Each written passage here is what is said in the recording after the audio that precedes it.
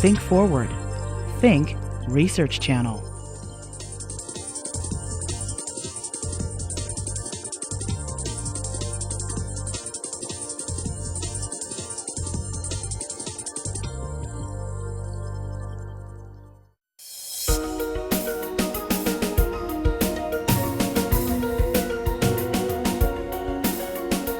There's a structural problem with genocide, which is that it tends to happen in places that are off the beaten path. So now, in order to promote nonviolence and reduce violence, ultimately we have to address the motivation. Society needs to acknowledge that learning is a lifelong challenge. The sit-ins challenge cherished beliefs most whites held dearly. At the DNA level, we're all 99.9% the same. All of us. So individuals do matter. And I think the quality of our individual leadership matters. Who is speaking for poor people? 40 million Americans make $6 an hour. Who is speaking for them? The only thing that one has after throwing everything overboard is the love that one can give.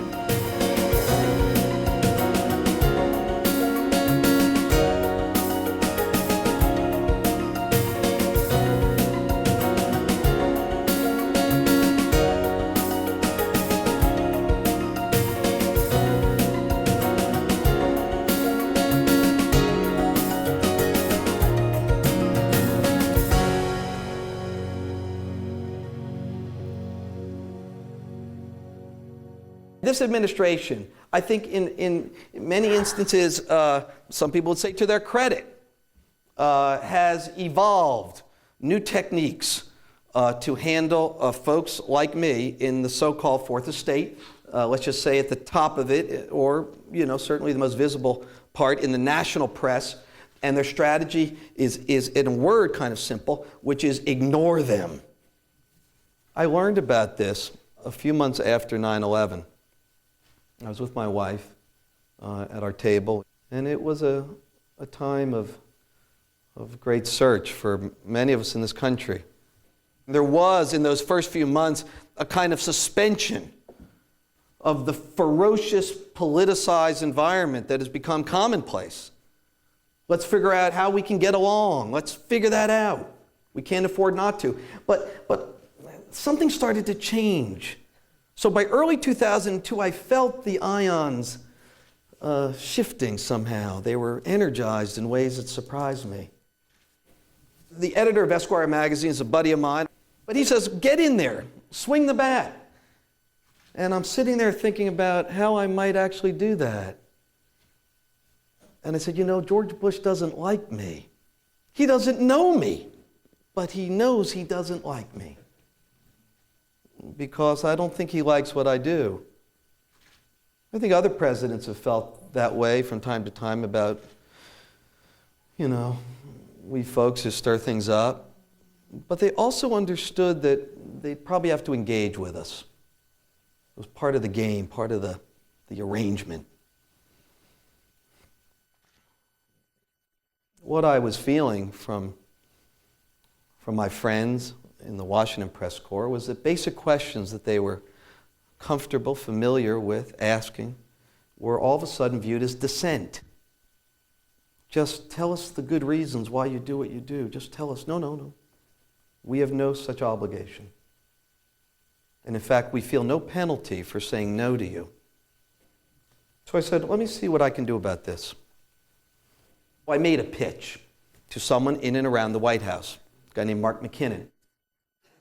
I said to Mark, he's sort of the president's media fella, and he's a broadly interested guy. I said, I understand that you're having trouble, you, i.e. you at large, the president, you, with women voters, and the midterm elections are this year, it was early 2002, and maybe it's important, or will be important, if they find out really find out that the president's right-hand man is actually a woman. I said, maybe that'll be a story you want to see. What do you say? The profile of Karen Hughes. He's like, oh, well, that might work. It was a time in which there was extraordinary confidence, a kind of hubris, a kind of perspicacity, a kind of view of we are giants inside of the big white building. The president had a 90% approval rating. That's rare. And Karen Hughes, sitting in her office in the West Wing, probably figured, about 40 of those points are on her ledger. She is an advisor of extraordinary skill. And she decided that she could use a Boswell. And that's where I come in. So in I go, and I have a desk in the West Wing. It's astonishing. There's Carl, there's, hey, nice to see you too. In college, I learned about Herodotus, the philosopher, the Greek philosopher. And Herodotus had an idea, a notion, that there was an ideal point, a Herodotus point, or a Herodotus perch, as it's now so called, where you could see the Parthenon in all of its fine detail, its workmanship, but its sweeping context as well. And it's really about perspective is what it's about. And so all of a sudden I had one of those perches in the West Wing. Now the reason that I'm interested in Karen Hughes or Karl Rove or any of them is not because innately they're the people who are most interesting to me. No. It's because each of them has a Herodotus perch, looking at the key man, the decision maker, the man who steers the ship of state. Of course, the story came out and the White House was displeased. Everyone cooperated. Karen Hughes she's the enforcer of discipline, the communications director. So it confused everybody that Karen said, it's okay. It's about me and talk to everyone. The story came out in June and we faxed it to the White House. And what I understand, I can't nail this down completely, but what I understand is that a few days later, the president couldn't get a copy because no one would bring it to him. It's sort of like delivering bad news to Kublai Khan when it's raining and the eggs weren't good for breakfast that day.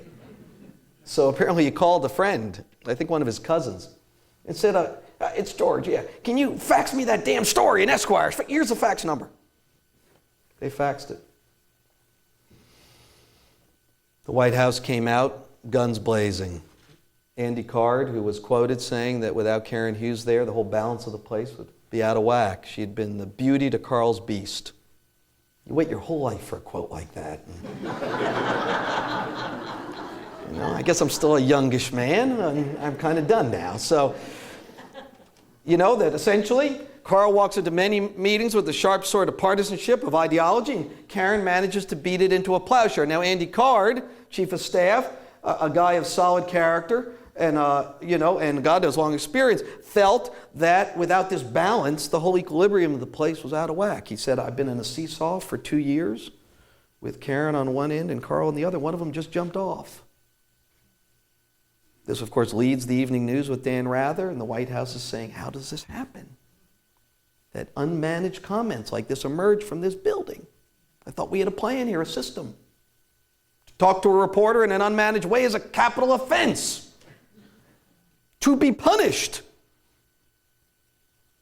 That was round one. Now, after that, I'm not getting called back in for other meetings. But at this point, as Jefferson says, my man Jefferson, he says, we fear no error, so long as truth is free to combat it. I don't have, Duma Malone here to correct me or some such, but, I do recall Jefferson saying at one point that, if you had to preserve only one institution in American life, it might be the free press.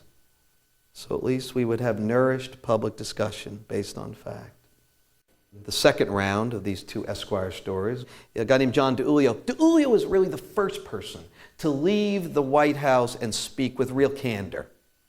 DiIulio is, in my mind, a hero. He ran the faith-based initiative for most of 1 year, the first year. He's a University of Pennsylvania professor. He runs an institute there. He's one of these public intellectuals of enormous consequence. A wunderkind, the professor at Princeton, tenured at 33, and a guy who essentially is fact-based, fact-driven. He and I had a passing acquaintance. We get on the phone. It's now the late summer of 2002. And he says, Ron, there's no precedent in any modern White House for what we have here. There's no policy apparatus. in meetings where they're getting Medicare and Medicaid mixed up, which, looking at this crowd, could be a problem for some of you. And but you know, they don't produce white papers, they don't run the traps, there's no due diligence. I mean, it's astonishing. It's kids on big wheels. Tulio is ranting.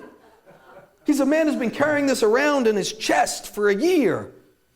You know, and people have a deep impulse to confess, to make things that are in their heart be heard. After this long conversation, John says to me, "Whew, boy, well, I feel purged. Can we make all of this off the record?" I said, "Well, John, I just can't really do that." But there are other people in the White House who feel the way you do, and I know that, and I have some numbers of them. So let me see how many other people say things just like what you've said. And I can replace some of your quotes with theirs. About a month later, I see Tulio, and he sends me a missive.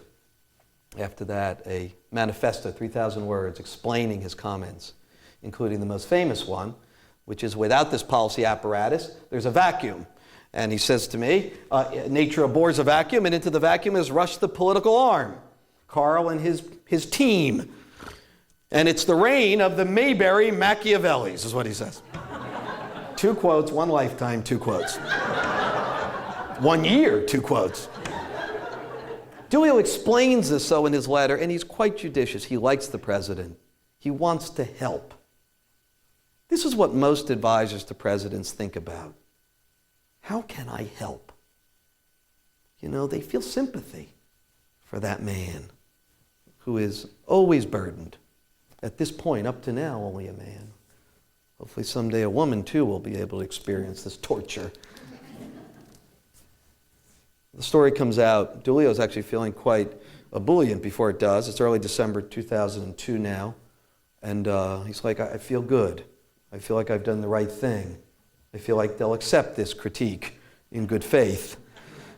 And I asked him if he's planning to return to Venus anytime soon. It came out and they were livid. Livid.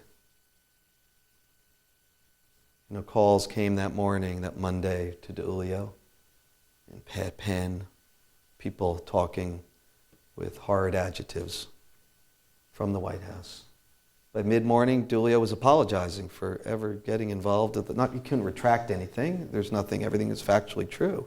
Much of it from his own hand in this thing he wrote me that I parceled up in the story. But he said, I'm sorry. At the noon press briefing, Ari Fleischer is standing before a room, it's like the Roman Colosseum. The National Press Corps, by virtue of these strategies, has been essentially eating a thin gruel for, at least at this point, a year plus. And they're weakened by it. Again, this is part of the strategy. Karen all but says this to me when we're in there. Starve them. Give them nothing. Forget about off-the-record comments, the little back channel that's the sneaky little way that news kind of gets out, and context, more importantly, so that if you're at the Wall Street Journal, the New York Times, or the Washington Post, you can say, here's what the debate's really about, as opposed to the press release. It's a little bit like in my old days at the Wall Street Journal. It'd be almost like the analogy would be covering a company for the Wall Street Journal only by looking at the advertisements. That's the goal. So the press corps is wild-eyed on this day at the noon press briefing, each waving the story. Duh! Comment! Fleischer, I'm only going to say this about Suskind's story, just this one thing. Tulio's comments in that story are baseless and groundless. At 4 o'clock, I do the Judy Woodruff show, Inside Politics, and I get out of the show, and I have 40 messages on my cell phone. Because while I'm on the show, University of Pennsylvania has released a statement. And that statement is now, essentially, Tulio is no longer available for comment, not ever. Speaking on his behalf, Tulio is deeply remorseful. He believes his comments, his own comments, are baseless and groundless, the same phrase. And he will never again speak about his short tenure in the White House, and he will now retreat to private life. And, please don't hurt my kids. Overreach. Power. Coherent. Tactically forceful. It's not an issue of party. It's just the way power is. When it has its day, it's very difficult to challenge, even with the most basic query. But sometimes they overreach because they want so much what they want. And when they do that, in America, sometimes they show their teeth. That's how you get Welch going against Roy Cohn at the table with Joe McCarthy.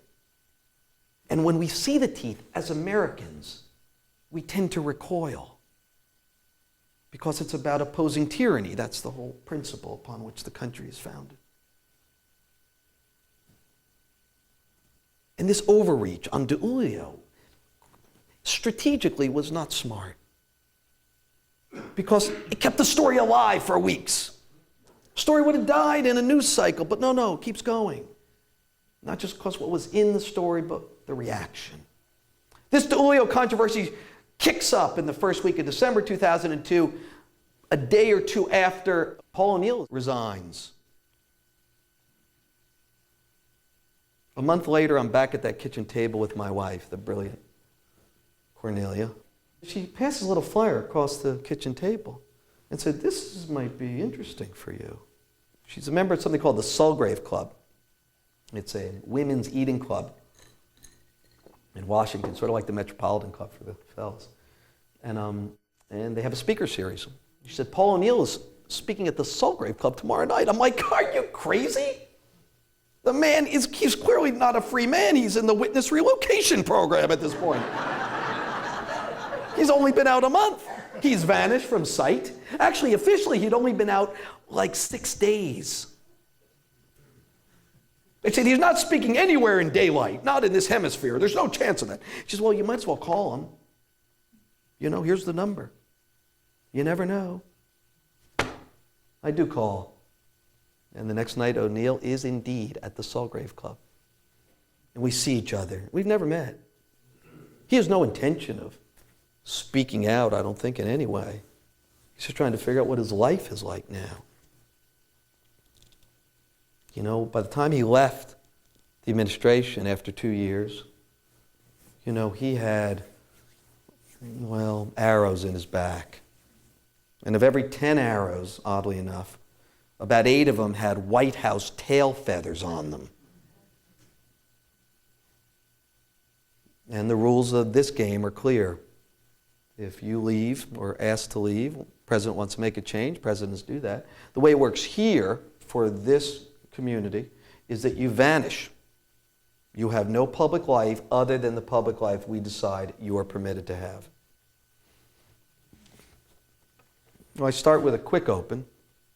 I say, "I just have a question." He said, "You're the journalist guy." I said, "Yeah." He said, "How did you get in here?" I said, "My wife's a member." He's like, well, you don't say. Boy, oh boy. It's just one question. Did they want you to create an economic policy? Or was that not in the job description? Like, no. They didn't seem to want one of those. I kept saying, an economic policy is different. It's a complex confection. Tax cuts that's not a policy. That's just one thing. And he said, "You did that DiIulio thing, didn't you?" I said, "Yeah." "Whew, yeah. I've been thinking a lot about that lately for obvious reasons, in the last few weeks. My goodness. What would compel a man of DiIulio's standing to say his own personal experiences are baseless and groundless? Doesn't make any sense." And then O'Neill does what O'Neill does, which is, I think, admirable, which I think great teachers do, which I think great leaders do, and journalists, when they're doing their utmost, do, which he sort of gets out of his skin. He says, "Well, I thought about what's it like in John DiIulio's shoes. And Ron, you know, these folks, they're nasty. This crowd, I've known many of them, and they're not only nasty, but they have a long memory, real long memories. And I guess Tullio had to make some tough decisions. You know, he's a young man like you are. And he had to decide, could he fight them for the next 40 years? Could he afford that personally and professionally? And I guess he decided he couldn't. And he looked away. Then he looks back, hard-eyed. He says, but look, here's the difference. I'm an old guy, and I'm really rich. So there's nothing they can do to hurt me. And I said, Louis, this is the beginning of a beautiful friendship. It was really the beginning of a process, because O'Neill is a king of due diligence, as you know if you read the book. He is known for that quality by many presidents who have adored him. Nixon, Ford, the first President Bush. O'Neill is a rock-ribbed Republican of the old school. Figure out what is known and knowable. You stay up all night. You dig and you dig and you dig. You call in people who may not agree with you. Those are the best ones to call in. You hash it out. And so he did that with all of my work. Every damn thing I'd ever written, read it. Then we started to have breakfast. And he just grilled me. Thank goodness we had read a couple books in common. And all of a sudden we found shared ground. And after a while we decided, a few weeks, that we would engage in what I called an experiment in transparency. A counterpoint to the pseudoscience of message control, of the American public only hearing what they ought to hear. I asked O'Neill about documents, what he has, what I could have access to. He had a schedule with lots of notations on it, 7,630 citations on it, everything he did for his 2 years. But documents, I said, do you have documents? No, they're at Treasury. And so I checked with some lawyers in town in Washington. I said, what's a guy like O'Neill entitled to? Well, a few lawyers, specialists in documents, said he's entitled to everything that crossed his desk that's not stamped classified. O'Neill goes back to Treasury. It's March. We've been sort of engaged, he and I, for about a month, month and a half, 2 months. He says, give me my due. In terms of diversity, breadth, the array of what is revealed, I think it's the largest unauthorized disclosure for a sitting president. These tend to happen later, when the library's open.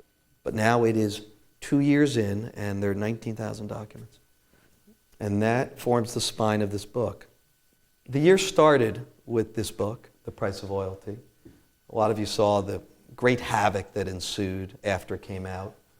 The machine, the kill or be killed machine of public dialogue came after me and Paul. But it doesn't really work. If the stuff is solid, sourced, and it's not just O'Neill, dozens of people cooperated with the project, empowered by O'Neill's example. Trust truth. It's going to come out anyway. And lots of people came round in the ensuing months after the book came out. At the start, it was mostly the Democrats, for obvious reasons. They were waving the book. Finally, the dome of silence cracks. O'Neill, of course, is the senior domestic policy appointee, as all Treasury Secretaries are, and also principal of the National Security Council. That means the shoreline is vast as to what now would be part of public discussion on issues like Iraq and weapons of mass destruction, as well as tax cuts, corporate governance, all of it. The Democrats were first for political reasons. But about 2 months later, I started getting calls from Republicans. And that was very heartening. Heartening about the process, I think. And one of them said to me, I can no longer exist in the darkness of denial since I've read this book. They read it and they said, hey, this is our song too. Our song about prudence. Our song about knowing what can be known, even though they're complex issues. Every issue that gets to the Oval Office is complicated, by definition. There's a reason presidents stay up nights, head in hands, because it's almost untenable to do what need be done, to have certainty. In a lot of ways, I'm sympathetic to George Bush and the dilemmas he faces. And I think this is part of what's happened over the last year for me. How can you know at a time of peril what you need to know? Other presidents have fought with this as well, struggled with it. So they said, I want to get as many honest brokers around me as possible. It's not going to be easy. They're going to tell me things I probably don't want to hear. They may make me more confused at some point in the journey rather than less. And that's why in the fall I wrote this next story about George Bush and his certainty. I'm fascinated by it. In some cases troubled, generally just quizzical. What does it emerge from? How is he so certain? What are its origins? He's a guy who's been sitting at tables like this and in corporate boardrooms before he had his moment. Ran for governor of Texas, rooms like this for 30 years with almost nothing to offer, while experts, while first in their class types held forth. Then all of a sudden he's the President of the United States. Imagine how difficult that is. Now he sits at big rooms and experts are talking about things that are impossibly complex and he's got to decide. Though he's not a guy who's inclined to read the big reports or a guy who's inclined to get in the heavyweight experts on each side and work them. But he's got to decide. And that was probably very difficult in the first 9 months. And you could see it. You could see what was happening. Where, there were problems. People were saying, oh, is he up to the job? And then 9/11 happens. And these difficulties simply cannot be the case now. Now it's a crisis. And the president looks up and says, help me. Give me certainty. And transforms himself. And it makes it almost impossible for him ever to see he may be wrong. And probably deep down somewhere he knows that. God knows we all want the world to be free. But ultimately, we also understand that if we are to do what is best, we must know ourselves, know the other, know the challenges, know the extent and limits to our power, know what is possible, so that we then know what to do. And I guess the question for each of us is, as the sovereigns, how we will guide the ship of state and which ideas of leadership we'll embrace at this time of peril. God bless.